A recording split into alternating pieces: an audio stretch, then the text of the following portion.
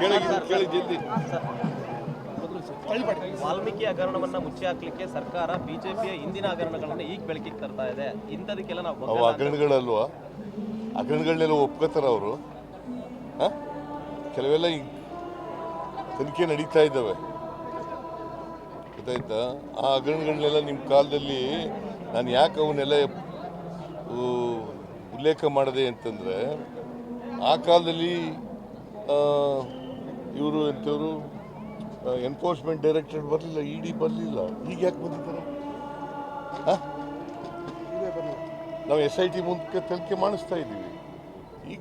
ಈಗ ಬಂದಿದ್ದಾರಲ್ಲ, ಆಗ ಯಾಕೆ ಬರಲಿಲ್ಲ ಅಂತ ಹೇಳಲಿಕ್ಕೋಸ್ಕರ ಇವೆಲ್ಲ ಮಾಡಿದ್ದದು.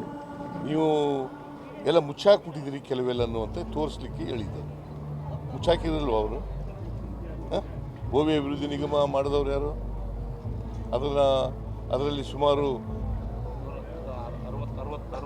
60 ಕೋಟಿ ನುಂಗಾಕಿರೋರು ಯಾರು? ಅಲ್ಲಿ ಮೊನ್ನೆ ದೇವರಾಜ ಟ್ರಕ್ ಟರ್ಮಿನಲ್ನಲ್ಲಿ 47 ಕೋಟಿ 10 ಲಕ್ಷ ತಿಂದು ಜೈಲಿಗೆ ಹೋಗಿರೋರು ಯಾರು? ಯಾವ ಪಾರ್ಟಿ?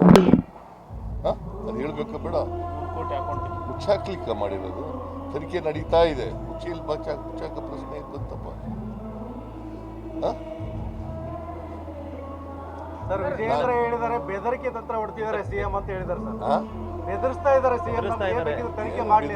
ಏನಿಲ್ಲಪ್ಪ, ಫ್ಯಾಕ್ಟ್ಸ್ನ ಇಟ್ಟಿದ್ದೀನಿ ಅಷ್ಟೇನೆ, ವಸ್ತು ಸ್ಥಿತಿಯನ್ನ ಇಟ್ಟಿದ್ದೇನೆ. ತಪ್ಪದು. ಅವರು ಸುಳ್ಳು ಆರೋಪ ಮಾಡಿದ್ರು ಮಾಡ್ಕೋಬೇಕು. ಯಾಕೆ ಈಗ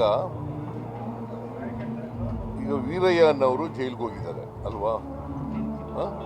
ಶಂಕರಪ್ಪ ಅಂತ MD ಜೈಲಿಗೆ ಹೋಗಿದ್ದಾರೆ. 47 ಕೋಟಿ. ಅದನ್ನ ಯಾಕೆ ಪ್ರಸ್ತಾಪ ಮಾಡಲಿಲ್ಲ? ಅದನ್ಯಾಕ್ರಿ ಪ್ರಸ್ತಾಪ ಮಾಡಲಿಲ್ಲ? ನೀನು ಹೇಳಪ್ಪ, ಅದ್ಯಾಕೆ ಮಾಡಲಿಲ್ಲ? ಅದು ಸಾರ್ವಜನಿಕರ ದುಡ್ಡಲ್ಲ, ಜನರ ದುಡ್ಡಲ್ಲ, ತೆರಿಗೆ ಹಣ ಅಲ್ವೇನಪ್ಪ ಅದು? ಯಾಕೆ ಮಾಡಲಿಲ್ಲ ವಿರೋಧ ಪಕ್ಷವಾಗಿ?